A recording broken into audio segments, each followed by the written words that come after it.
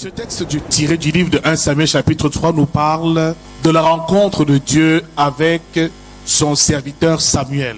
Voyez-vous, la Bible nous fait comprendre ici que Anne a mis au monde un fils appelé Samuel et qu'elle avait tellement soupiré après Dieu pour avoir cet enfant au point où elle a décidé de le consacrer au service de Dieu. Aussi, Samuel était donc consacré à Dieu et elle avait remis le petit Samuel entre les mains du sacrificateur Élie. Et la Bible nous fait comprendre ici que Dieu, un jour spécial, s'est présenté au jeune Samuel qui n'était encore qu'un enfant. La Bible fait comprendre que Dieu a appelé Samuel et à chaque fois que Dieu appelait Samuel, il se réveillait et allait vers le sacrificateur Élie lui dire « Tu m'as appelé ». 3 fois de suite, il a appelé Samuel et Samuel n'a pas pu reconnaître la voix du berger, reconnaître la voix de son Dieu. C'est par la suite que le serviteur de Dieu, Élie, qui était déjà avancé en âge et qui ne voyait plus très bien, a compris dans son cœur que là, c'était l'Éternel qui s'était révélé à Samuel et que la chose qu'il fallait faire, c'était de dire « Parle, Éternel, car ton serviteur écoute » et Samuel alla se coucher. Aussitôt, au verset 10, l'Éternel vint et se présenta et il appela comme les autres fois « Samuel, Samuel » et Samuel répondit « Parle, car ton serviteur écoute ». Bien-aimé dans le Seigneur, il y a une chose importante dans la vie d'un enfant de Dieu, c'est que tout enfant de Dieu doit pouvoir écouter la voix de Dieu et être sensible à la voix de son Créateur. Le thème de ce jour, c'est l'humilité des fils. Car voyez-vous ici, Samuel n'était encore qu'un enfant. Et voyez-vous, quand on est enfant, on n'a pas la même sagesse ou la même lucidité que peut avoir un fils. Nous avions dit qu'il faut manifester l'humilité d'un enfant quand on est devant la face de Dieu, lorsque nous nous humilions dans sa présence et lorsque nous voulons tout obtenir de notre Père qui est là-haut dans les cieux. Car il s'est donné de bonnes choses à ceux qui le cherchent et à ceux qui le lui demandent. Il bénit ses enfants et c'est la raison pour laquelle il demeure un Dieu fidèle qui est constant dans son amour. Samuel n'avait donc pas la capacité d'écouter la voix de Dieu. Et la Bible nous fait comprendre ici qu'il a confondu la voix de Dieu avec la voix de son père dans la foi ou de son père dans l'esprit qui était ici le vieux sacrificateur Samuel. Pour comprendre la voix de Dieu et pour être sensible à la voix de l'Éternel, il faut comprendre la filiation que nous avons aujourd'hui. Car nous l'avons souvent dit ici, dans l'ancienne alliance, Dieu avait des serviteurs. Il se révélait à ses serviteurs, les prophètes, à ses serviteurs, les sacrificateurs, mais aussi au roi. Dieu se révélait directement à ces serviteurs-là, mais il parlait très peu au peuple. La Bible déclare ici que la parole de l'Éternel était rare en ces temps-là, et les visions n'étaient pas fréquentes. Ce qui veut dire ici qu'il est important pour nous, enfants de Dieu, d'avoir la révélation de ce que représente le Père de nos jours.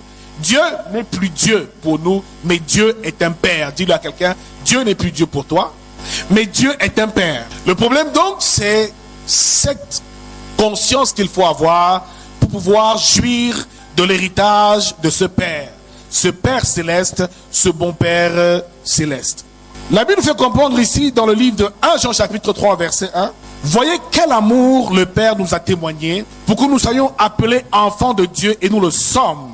Un peu plus loin, nous verrons que dans Romains chapitre 8, Dieu fait de nous ses enfants au travers du sacrifice de Jésus-Christ qui, par son sacrifice, a semé une semence nouvelle en chacun de nous. Ce qui veut dire que Jésus nous a élevés à son rang et à sa dignité. Nous ne sommes plus seulement des créatures de Dieu, mais nous devenons des enfants de Dieu. Nous devions héritiers de Dieu et co-héritiers de Christ. Bien-aimé, c'est un mystère terrible. Mais pour bien comprendre ce mystère, il faut comprendre ce qu'on appelle le principe de la paternité. Et dans la spiritualité, la paternité est un principe essentiel et important que nous devons comprendre parfaitement. Car notre Dieu est avant tout un Père. Dis avec moi, c'est un Père. Car pour pouvoir adorer un Père, il faut être un fils. C'est pour ça que nous parlons de l'humilité des fils. Donc pour être fils, et pour adorer le Père, en esprit, en vérité, il faut être fils. Fils de Dieu, ce qui veut dire qu'il faut être sensible à son esprit. Bien-aimé, comprendre le principe de la paternité te permettra de comprendre un peu ce que Dieu a désiré lorsqu'il créa l'homme. Pourquoi Dieu est-il un père? Pose la question à quelqu'un. Pourquoi Dieu est-il un père? Alléluia. Pourquoi s'appelle-t-il Père? Car lorsque les disciples demandaient à Jésus comment devons-nous prier, il leur dit, dites notre Père qui est aux cieux, que ton nom soit sanctifié, que ton règne vienne. Dès l'instant où tu entreras dans la révélation de qui est le Père et de ce que le Père est capable de faire et de ce qu'il attend, tu sauras mieux comment l'adorer, parce qu'il dit plus loin, vous adorez ce que vous ne connaissez pas. Dieu est un Père. Numéro 1, pourquoi est-il un Père? Dieu est un Père parce qu'il est une source, parce qu'il est le Créateur, parce qu'il est celui qui est à l'origine de la création de l'homme, parce que c'est Dieu qui l'a façonné et qui l'a créé à son image et à sa ressemblance. La Bible nous fait comprendre que Dieu créa l'homme à son image et à sa ressemblance et qu'il façonna l'homme de la poussière de la terre. Il est un Père parce qu'il est à l'origine de la création de l'homme.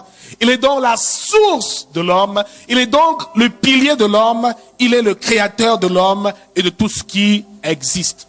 La première caractéristique du Père, c'est que le Père aime l'homme d'un amour inconditionnel et un amour passionné. Tout Père aime ses enfants. Ce qui veut dire que nous sommes le fruit de son amour. Il a créé l'homme parce qu'il a aimé l'homme. Il a créé l'homme pour lui manifester de l'amour. L'homme est donc dans l'univers la créature la plus aimée de Dieu. Car Dieu l'a créé à son image et à sa ressemblance. Aucune autre créature n'a été créée comme l'homme. Il a par la suite donné à l'homme des capacités, les mêmes capacités que lui, celle de se reproduire, celle de se multiplier et celle de remplir la terre. Bien-aimé, il a donné à l'homme l'autorité et la domination. Il a mis à l'homme le libre arbitre. Il a mis à l'homme la capacité de se reproduire. L'homme est un petit Dieu, fait à l'image et à la ressemblance de son Créateur. Mon frère, il faut prendre conscience de cela pour comprendre à quel point Dieu nous a aimés. Même comme l'homme a chuté, la Bible nous fait comprendre ici que Dieu a fait ce qu'on appelle a racheté et a sauvé l'humanité toujours à cause de son amour. Jean chapitre 3,16, la Bible déclare que Dieu a tant aimé le monde. Bien aimé, il n'a pas simplement aimé, il a tant. Ça veut dire qu'il y a un amour, mais un amour passionné pour l'homme. Un amour enflammé pour l'homme. Un amour jaloux pour l'homme. Bien aimé, c'est pour ça qu'il est dans le Père, ce qui veut dire le fondement de la vie de l'homme. Ici, le Père a aussi d'autres facultés ou d'autres fonctions. Nous avons dit qu'il manifestait un amour passionné et sacrificiel même pour l'homme. Deuxième attribut, c'est que le Père a un désir et a eu pour désir que l'homme puisse se reproduire. Ce qui veut dire qu'il s'est d'abord lui-même reproduit à travers de l'homme, mais il a aussi voulu que l'homme se reproduise. Ce qui veut dire que le Père a un seul désir, c'est de se reproduire. C'est pour ça qu'il a fait comme une image de lui-même qu'il s'est représenté en façonnant l'homme. Troisièmement, Dieu dans son cœur a pour but principal de combler ou de pourvoir aux besoins de l'homme qui est donc sa création parfaite. Donc Dieu ne t'a pas créé pour souffrir. Dieu ne nous a pas créés pour que nous ayons des problèmes. Dieu, ce qu'il désire, c'est notre bonheur. Matthieu chapitre 7 au verset 9 à 11 nous dit: lequel de vous donnera une pierre à son fils s'il lui demande du pain? Je lui demande un poisson, lui donnera-t-il un serpent? Si donc méchant comme vous êtes, vous savez donner de bonnes choses à vos enfants, à plus forte raison, votre Père qui est dans les cieux donnera de bonnes choses à ceux qui le lui demandent. Dieu a aussi pour mission, pour désir, de pourvoir à nos besoins. Il nourrit les oiseaux du ciel, il doit nourrir ses enfants. Mais pourquoi est-ce que les chrétiens n'arrivent pas à vivre la vie abondante? Tout réside dans la filiation. Est-ce que Dieu est réellement un père pour toi? Es-tu réellement un fils pour ton Créateur? C'est là que réside tout le problème. C'est de recevoir la conscience de cette nouvelle filiation que nous avons reçue. Beaucoup, malheureusement, n'ont pas encore Dieu pour Père parce qu'ils n'ont pas reçu le renouvellement de l'intelligence et n'ont pas reçu ce qu'on appelle la réelle nouvelle naissance. Dieu nous dit clairement que ne vous inquiétez pas, ne dites pas que mangeons-nous ces choses, ce sont les païens qui les recherchent. Votre Père Céleste sait que vous en avez besoin. Donc Dieu sait. Même avant que tu ne pries les besoins qu'il y a dans ton cœur, il connaît les besoins et les désirs de tous ses enfants. Mais le problème, c'est sommes-nous réellement devenus enfants de Dieu? Sommes-nous devenus réellement fils de Dieu? Car un fils peut adorer son père. Un fils peut communiquer avec son père. Ici, Samuel n'était encore qu'un enfant, ce qui veut dire qu'il n'était pas encore assez sensible à la voix de Dieu. Et Jésus dit, mes brebis entendront ma voix et me suivent. Je les connais et elles me suivent. Ici, ta réussite dans ta vie chrétienne est liée à la capacité que tu as d'entendre la voix de Dieu, d'écouter sa parole et de la mettre en pratique. Nous avons vu ici vendredi dans Matthieu chapitre 16, à partir même du verset 16, et un peu plus loin, un peu plus tôt, que Jésus s'est demandé à un moment, qui suis-je? Il réunit les disciples et leur demande, qui dit-on que je suis? Certains disent, tu es un prophète. D'autres disent, tu es Élie. D'autres disent, tu es la réincarnation de ceci, de Jean-Baptiste. Tu es l'un des prophètes. Mais il dit, oui, c'est ce qu'ils disent. Mais vous les 12, que dites-vous que je suis? À ce moment-là, bien-aimés dans le Seigneur, nous avons dit ici, personne n'a parlé. Un seul a pris la parole, c'est Pierre, Simon, fils de Jonas. Il dit, tu es le Christ, le Fils du Dieu vivant.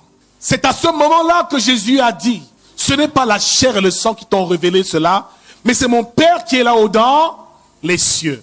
Bien-aimés, nous avons compris que ce jour, Pierre était né de nouveau. La nouvelle naissance est une révélation que l'Esprit de Dieu fait et accorde à ton esprit.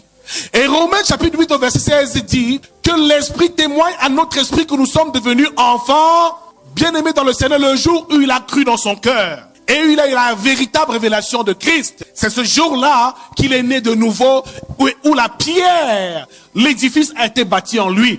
C'est pour ça qu'il dit, tu es pierre, et sur cette pierre je bâtirai mon église. Mon frère, il y a des choses qui n'arrivent pas parce que malheureusement, certaines n'ont pas encore reçu la révélation de l'Esprit de Dieu. Un esprit d'adoption qui te fait dire, Abba, Père, qui te donne effectivement la nature de Dieu. À ce moment, tu deviens fils ou enfant de Dieu et tu marches par son esprit. Tu commences à être conduit par son esprit. Nous ne pouvons pas naître de nouveau et tout reste pareil.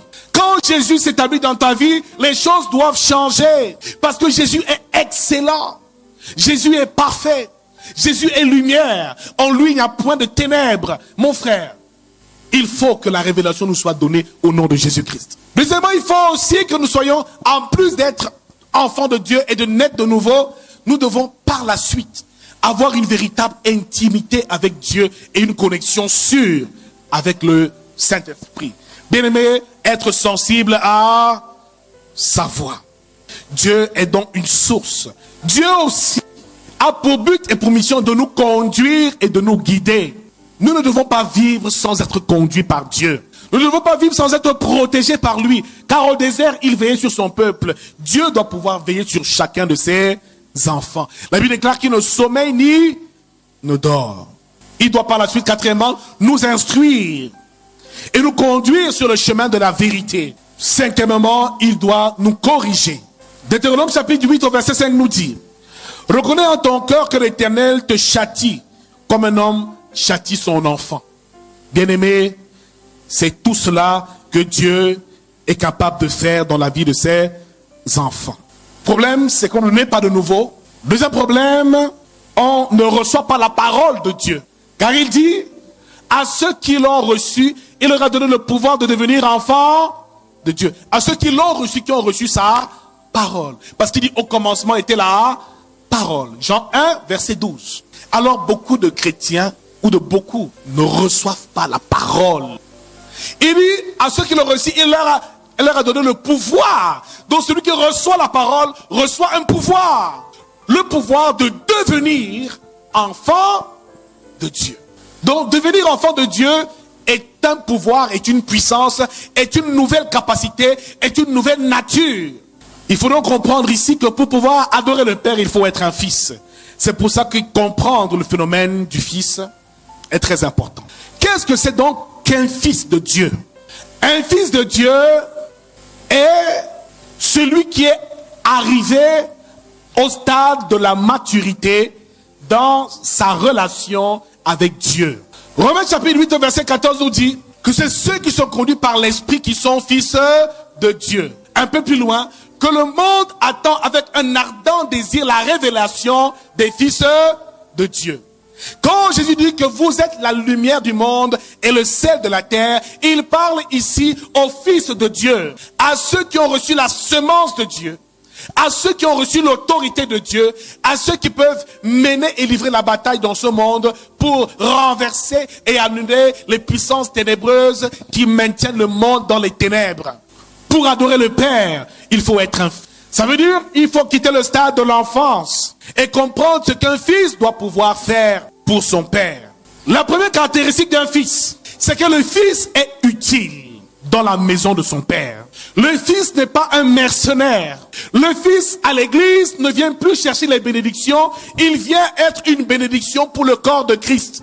Le fils n'attend pas qu'on prie pour lui, parce que le bébé, lui, il veut être nourri par le père tous les jours. Le fils est utile.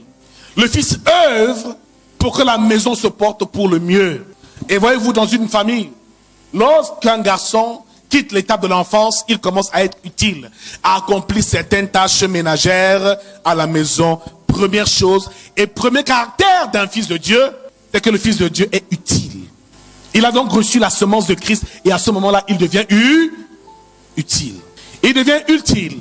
Deuxième caractère du fils, c'est que le fils veille sur l'héritage du père. Le fils veille sur l'héritage. Ce qui veut dire que celui qui devient un fils ici à l'église, un fils de Dieu, veille sur l'héritage de Dieu. Il ne peut jamais créer un problème pour que le troupeau de Dieu se disperse. Ce qu'il souhaite, c'est que l'œuvre de Dieu prospère. Il paie le prix, il œuvre. Comme Christ a été fils de Dieu, il a œuvré jusqu'à se sacrifier. Le fils veille sur l'héritage du père. Troisième caractère du fils. Le fils honore le père en tout lieu et en toute circonstance. Bien-aimé, tu dois honorer Dieu, ton père, en tout lieu et en toute circonstance. Quatrièmement, le fils a pour caractère d'avoir le sens du sacrifice. Il n'y a qu'un fils qui est capable de payer le prix pour le royaume de Dieu. Il n'y a qu'un fils qui est capable de dire, moi je prends sur moi de m'occuper de ceci à l'église. Les enfants ne prennent pas de charge à l'église. Mais les fils, c'est eux qui sont les réels bâtisseurs du royaume. Un fils travaille même quand on ne lui a pas donné d'ordre. Il voit le besoin de l'église. Il voit les besoins du royaume. Et il compte volontairement ses besoins. Bien aimé, il y a des églises où le pasteur a toujours besoin de dire, pardon, faites les quêtes pour ceci. Pardon, faisons ceci pour faire l'église. Bien aimé, mais une église où il y a déjà des fils, chacun sait ce qu'il a à faire et nous bâtissons ensemble le royaume de Dieu. Je déclare que tu deviennes un fils de Dieu ce matin au nom de Jésus-Christ. Que nous quittions l'étape de l'enfance, d'éternel assisté, pour devenir actif et pour devenir utile.